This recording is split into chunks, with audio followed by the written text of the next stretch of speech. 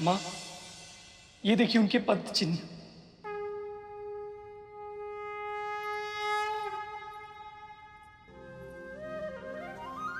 और ये पंख कहां से आया? किसके हैं ये? नारायण, माँ लक्ष्मी के। दीदी, प्रभु नारायण और माँ लक्ष्मी के।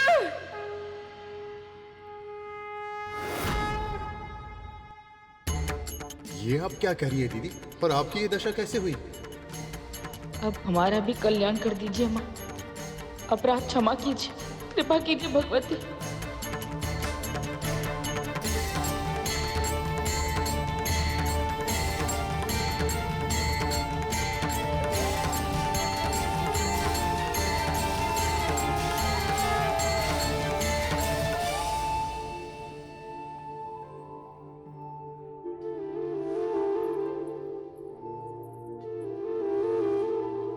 मुझे क्षमा कर देना माता।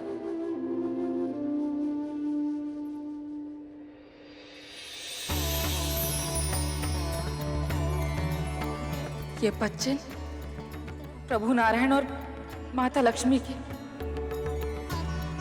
और ये पंख उनका जो शिष्य था, वो उनका कोई सेवक था। अब आपके पटर पटर करने से थोड़ी हर चीज सत्य हो जाएगी। और आपके पुत्र को कई तरह बारस हो गए हैं। अब तक तो अपने घर का मार्ग भी भूल गया होगा आपका राजकुमार।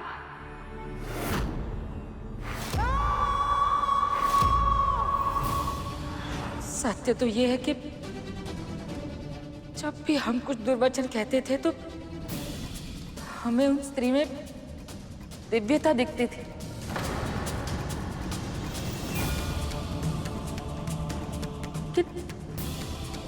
हम सत्य पहचान ही नहीं पाए।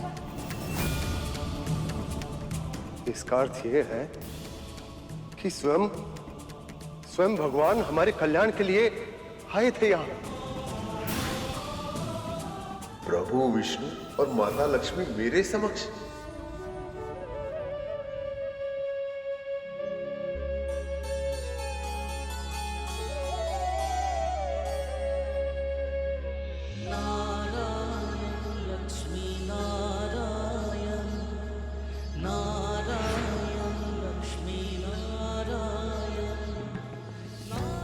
तो उस दिन जो हमें आभास हुआ था वो सत्य था, कोई स्वप्न नहीं।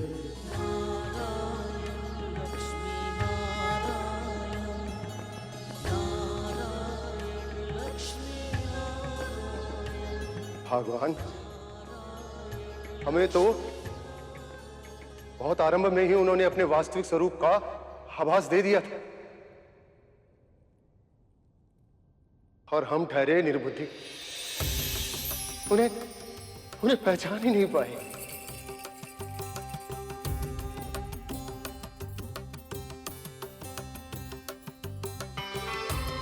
तो हमारे लिए बहुत प्रसन्नता की बात है कि साक्षात स्वामी नारायण और माता लक्ष्मी हमारे घर पधारे। उन्होंने हमें कथा सुनाई, हमारे हाथों से बना भोजन खाया। माता ने स्वयं अपने हाथों से बना प्रसाद हमें खिलाया, हमारे साथ रहे। ये हमारा सौभाग्य है, हम धन्य हो गए।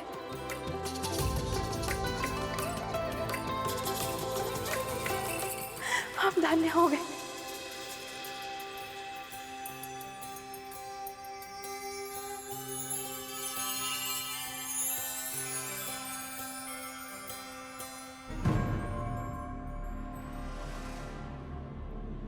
छोटे भाभी, सत्य तो यह है कि हम कभी नहीं चाहते थे कि आपका पुत्र घर वापस आए।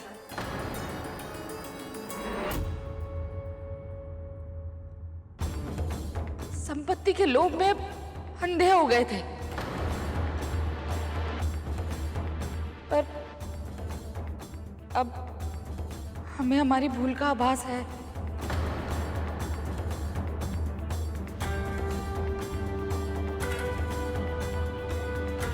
बहुत लज्जित है हम। हो सके तो हमें क्षमा कर दीजिएगा। दीदी, आप तो हमारा परिवार है और अब हमारे मन में कोई मैल नहीं।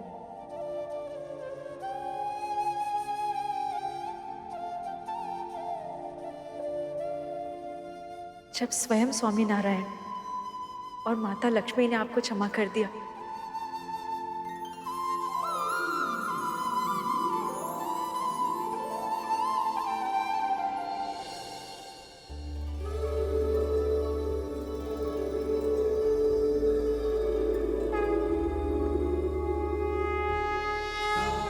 लक्ष्मी नारायण की जय। माँ भगवती विंध्यवासिनी की जय। बोलो लक्ष्मी नारायण की जय। माँ भगवती विंध्यवासिनी की जय।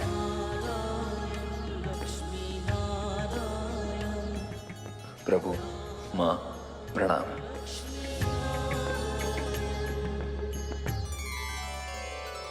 बहुत बहुत बधाई हो गरुड़। तुमने अपनी भक्ति से वो शक्ति अर्जित कर ली है जिससे तुम अब अपने जन्म का उद्देश्य पूरा कर पाओगे। हाँ भैया, परंतु ये माँ की कृपा और प्रभु की दया के बिना संभव ही नहीं था।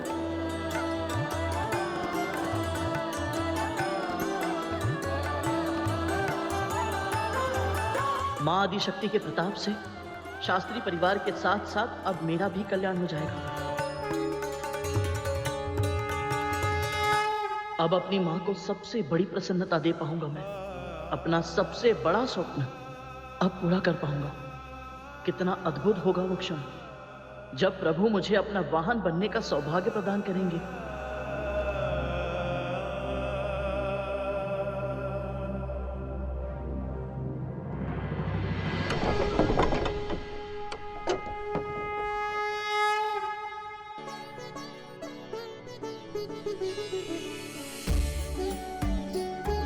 अब तो बहुत समय हो गया। बस अब प्रभु शीघ्र ही आदेश दे ताकि मैं उन्हें संसार के भ्रमण पर ले जा पाऊं।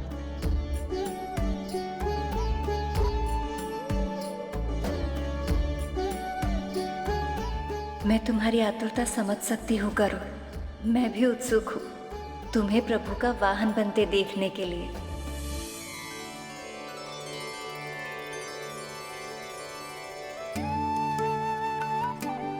कुछ देर की प्रतीक्षा और सही, बाद वो क्षण शीघ्र आ जाए जब मैं प्रभु को उनकी पहली यात्रा पर ले जाऊं।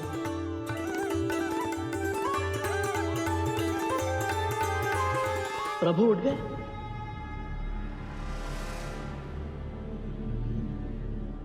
अब प्रभु अधिक प्रतीक्षा करना ठीक नहीं होगा। शीघ्र ही तैयार हो जाता हूं ताकि उनका अधिक समय व्यर्थ ना हो।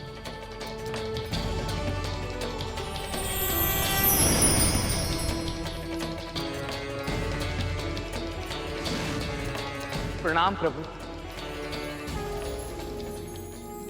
देवगण, आप सब यहाँ?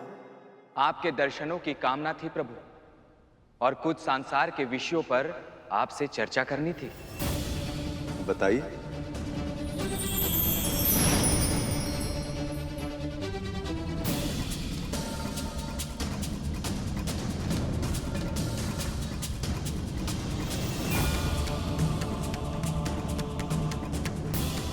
जिस क्षण की प्रतीक्षा मुझे इतने लंबे समय से है, जिसका स्वप्न देखते देखते मेरी माँ ने पलके तक झपकाना छोड़ दिया है, अब वो क्षण आ ही रहा है। हे प्रभु, कब पूरी होगी मेरी कामना? कब सत्य होगा मेरी माँ का स्वप्न?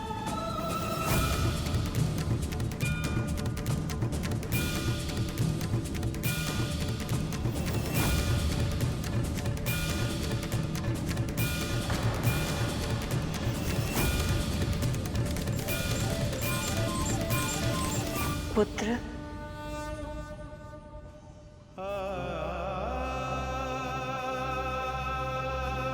तुम अपनी पीड़ा को विंता से नहीं छिपा पाते हो, तो मुझसे क्या छिपाओगे? माँ, प्रभु का सेवक होने के पश्चात भी मैं प्रभु की सेवा कर ही नहीं पा रहा हूं। और इससे जो पीड़ा मुझे हो रही है उसे मुखर होकर व्यक्त भी नहीं कर पा रहा हूं। मां, जब तक मैं प्रभु का वाहन नहीं बन जाता मेरा जीवन व्यर्थ ही रहेगा। अपने उद्देश्य में असफल होने का दंश मेरे हृदय में हर पल चुभता रहेगा। मां, पुत्र, तुम्हारी स्वामी भक्ति में कोई संदेह नहीं है। सत्य कहे तो तुम्हारे जैसे भक्तों की एकनिष्ठ आराधना से ही भगवान को शक्ति मिलती है और वो भगवान बनते हैं। पुत्र, तुम्हें धैर्य रखना होगा। सही समय आने से पहले कुछ नहीं होगा। मैं समझता हूं मां, परंतु जब तक सही समय नहीं आ जाता मैं अपने मन को कैसे समझाऊं? चलो, इसके लिए मेरे पास एक उपाय है। जब तक तुम प्रभु के वाहन नहीं बन पाते, क्यों ना प्रभु के बारे में और बातें जान लो। मां, ये तो बहुत ही उत्तम सुझाव है। प्रभु के बारे में जानने से अधिक उत्तम और क्या हो सकता है? आप बताइए मुझे प्रभु के बारे में।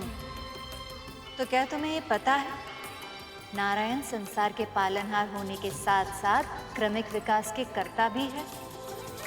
वो कैसे मां? इस ब्रह्मांड में पहले कुछ भी नहीं था, कुछ भी नहीं। फिर महाशिव उत्पन्न हुए। वो अपने आप में संपूर्ण थे पर स्थिर थे।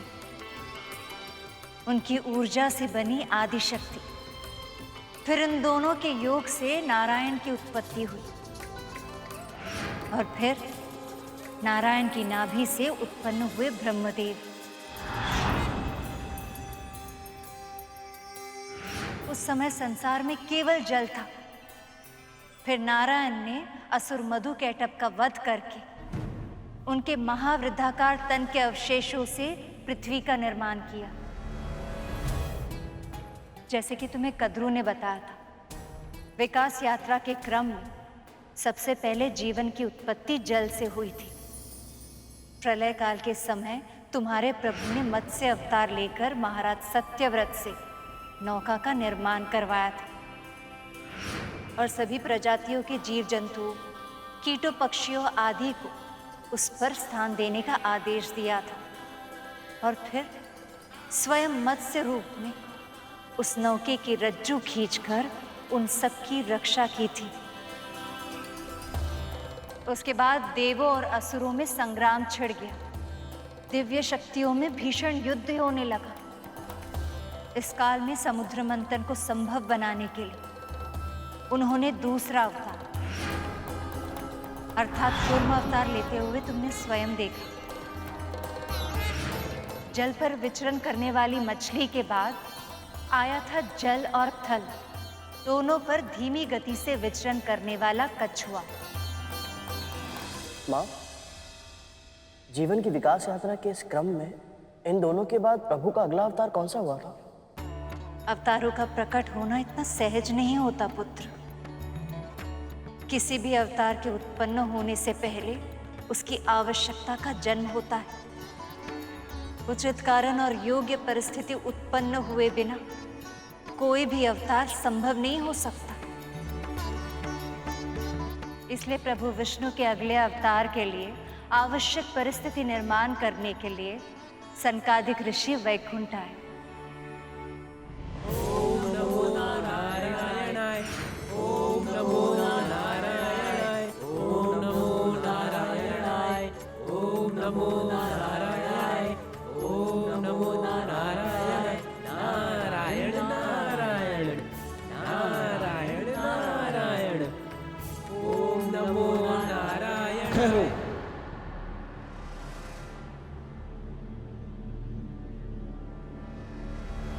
द्वार खोलो द्वारपालो, हमें अपने प्रभु के दर्शन करने हैं। वाह बच्चा, बड़े अधिकार से कह रहे हो। हाँ, कौन हो तुम लोग? हम ब्रह्मदेव के मानस पुत्र हैं और श्री नारायण के भक्त। हमें सनकादि के नाम से जाना जाता है। तुम्हारा नाम कुछ भी क्यों ना हो, इस समय श्री हरि और माँ लक्ष्मी विश्राम कर रही हैं। दर्शन करने हैं तो फिर कभी आना। अब जाओ यहाँ से। भगवान और भक्त में समय और असमय का भेद नहीं होता द्वारपालो। भगवान तो स्वयं अपने भक्तों की प्रतीक्षा करते रहते हैं। ओ, तब क्यों ना आज भक्ति भगवान की प्रतीक्षा कर लें? हाँ?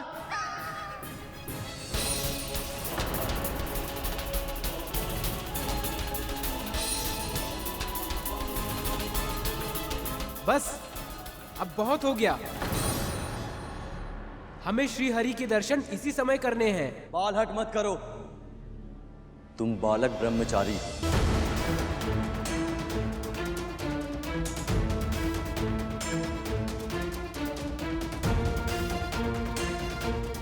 हाँ, अगर तुम चाहो तो हम तुम्हें कुछ मिठाइयां दे सकते हैं।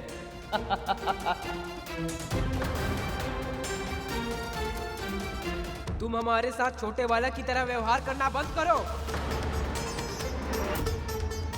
बस अब बहुत हो गया। हमने तुम्हें चेतावनी दी थी पर तुमने हमारी चेतावनी पर ध्यान नहीं दिया।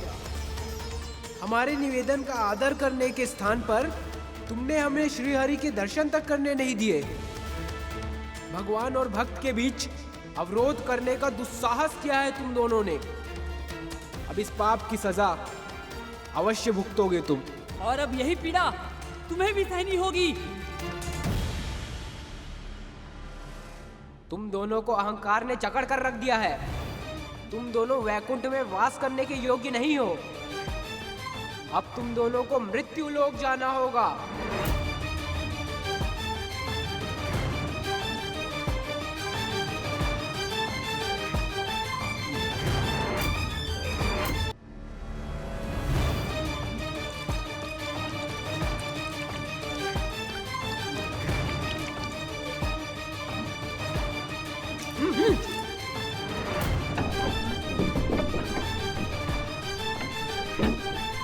प्रभु,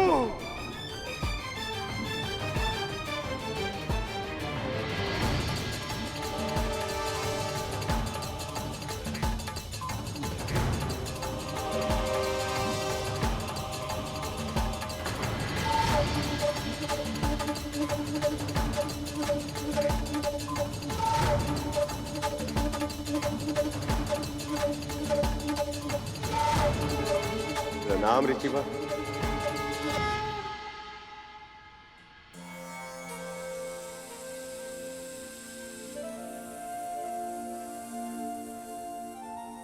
प्रभु, माँ, आपके दर्शन पाकर हम धन्य हो गए। प्रभु, हमारी रक्षा कीजिए प्रभु। प्रभु, इन ऋषियों के श्राप से हमें मुक्ति दिलाइए। हम इतना बड़ा श्राप सह नहीं पाएंगे प्रभु। पर ऋषियों की वाणी को असत्य मैं भी नहीं कर सकता जय विजय। पर यदि इन्होंने आपको दंड दिया तो उसे तो भोगना ही होगा। पर प्रभु, हमने तो अपने कर्तव्य का निर्वहन किया था। जय विजय, ये सत्य है कि तुम दोनों द्वारपाल हो। प्रवेश की मर्यादा बनाए रखना ही तुम्हारा कर्तव्य है। पर तुम दोनों को इस बात का आकलन भी करना आवश्यक है कि द्वार पर किनका आगमन हुआ है।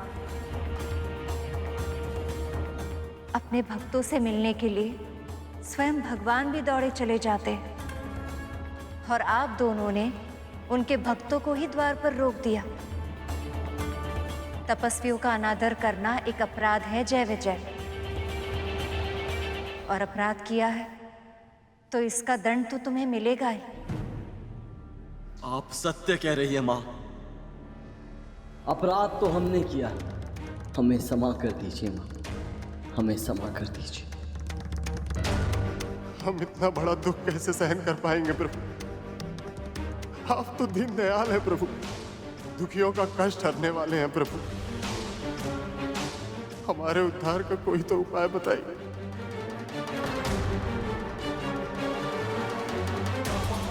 ये कैसी विडंबना है प्रभु। एक ओर भक्तों की करुणा है और दूसरी ओर ऋषियों का मान है। क्या निवारण निकालेंगे आप इस समस्या का?